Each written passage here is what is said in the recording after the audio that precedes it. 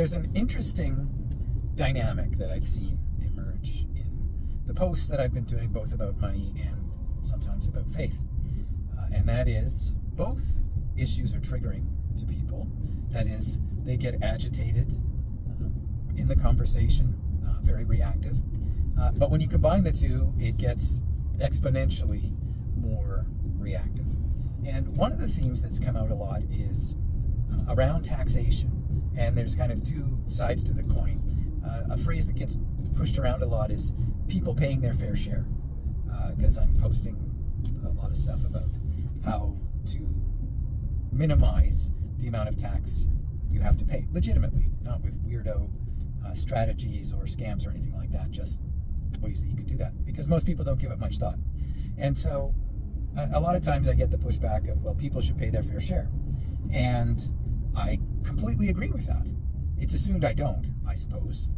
I guess just because I post about taxes, but I think people should pay their fair share. And their fair share is the amount that they legitimately owe, and that they have the right to arrange their affairs in such a way as to minimize the amount of tax they should have to pay. So, but when I ask the question, what is the fair share? I mean, that's both a very deep question, and it points in many directions, but also people generally don't respond, because I suppose they might think it's just a tactic, but it really isn't. And it's not because I think they'll have an answer. I don't believe people will. They haven't thought about that at that level. What they are thinking, though, while it's, I think, a perfectly legitimate perspective, people should pay their fair share of taxes, we don't really have any way to measure that objectively. At the extremes, we can certainly see what isn't fair. So, for example, let me give two examples at what I would call the sort of the extremes. One that is certainly extreme is when people see billionaires, or even very wealthy people, even people just making big CEO salaries or athlete salaries or whatever, millions of dollars a year, or they have billions of dollars in assets or whatever. And Warren Buffett famously comments on this about how he pays less taxes as arguably the world's richest man, or from time, close to the world's richest man. He pays more taxes than his assistant, who, I don't know what she makes, but let's assume he pays her very well, and she makes $100,000 or $200,000 a year or something. What he's pointing at is the arbitrariness and the foolishness or unfairness of the tax system, in this case in the United States, but the same thing applies in Canada. So the question is, what would be the fair share? Well, if Warren Buffett is singling himself out, saying, yes, people like him should be paying more taxes, then obviously even he would agree that he's not paying his fair share.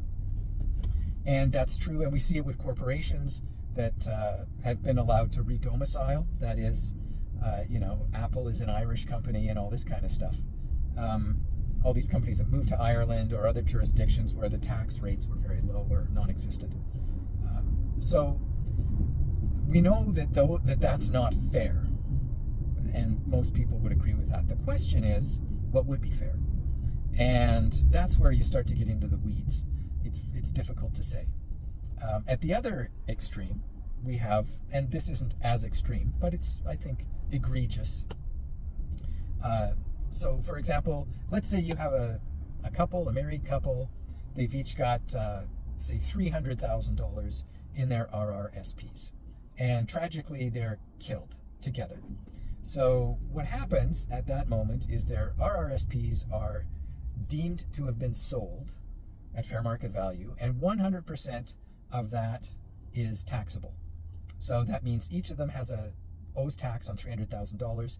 That's probably going to amount to 45%, so $140,000 each that they're going to pay in taxes on that. So $140,000 out of $300,000. Now, does it seem fair?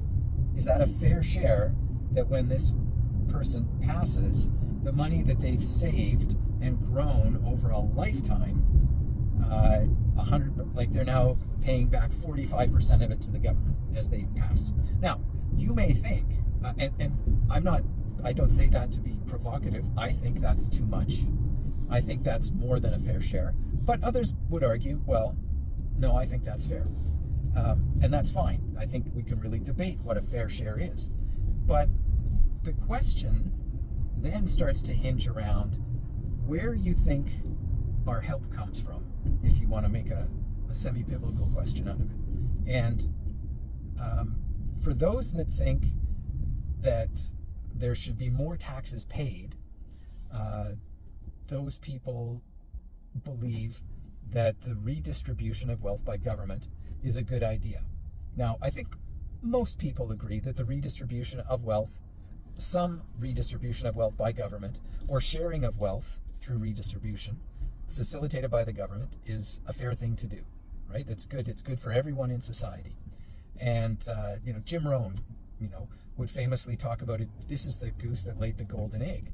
And so when you're paying taxes, you're just feeding the goose, because the golden eggs that the goose lays are an economic system that allows us all to, or most of us, to prosper, gives us basic services like roads and water and sewage and garbage pickup and healthcare, if you're in Canada, and all these other things. And so you have to feed the goose. And people complain, yes, but the goose eats too much. And that's true. I think most people would also agree that government is inefficient, sometimes ineffective, at using money and at redistributing the wealth. They don't do a very good job. Not by design, just by, for whatever reason, it seems to be built into the nature of government.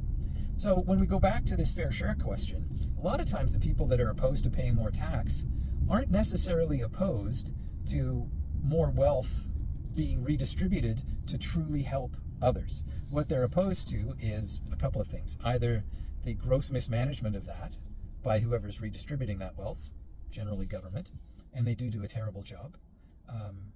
So a couple of examples of that. Don't want to get too political, but let's look at drugs, because I think it's an issue that cuts in both directions, right? Because we've kind of had extremes. We had the so-called war on drugs, of which billions and billions and billions of dollars were spent. Many people died, both taking the drugs, but also in the so-called war, not necessarily so much in North America, but some of that, battles fought in urban areas and that, but certainly in other parts of the world. And I don't think anybody reasonable would argue that the war on drugs was at all effective. It really wasn't. And you could probably argue, well, it wasn't really a war and there was money and corruption, all this other stuff. But if we look at the named objective, which was, let's take a bunch of money and focus it on this effort to eradicate drug use, the so-called war on drugs, an abysmal failure. So now we have scads of money being poured into a war on, let's call it, drug overdoses or drug deaths, which are epidemic in North America. It's a horror. It's very, very bad. Well, every jurisdiction you'll point to that has used a lot of that money to facilitate safer use of drugs has accomplished only one thing, and that is to have a very significant increase in the number of drug deaths during that time period. Now, people will argue, well, but they would have been even worse if we hadn't been doing that. That might even be true. We can't measure that, though. There's no way to know that. So my point is, we have, in kind of opposite directions, spent enormous sums of money in trying to deal with the use of drugs and failed at both. So there's just been a terrible failure and an awful lot of money redistributed to that cause. So my point? Well, my point is that government isn't necessarily the answer. And so you've got those who will say government is the answer and we should redistribute more wealth through the government. And you've got those that say taxes should be lower because the government does a terrible job of redistributing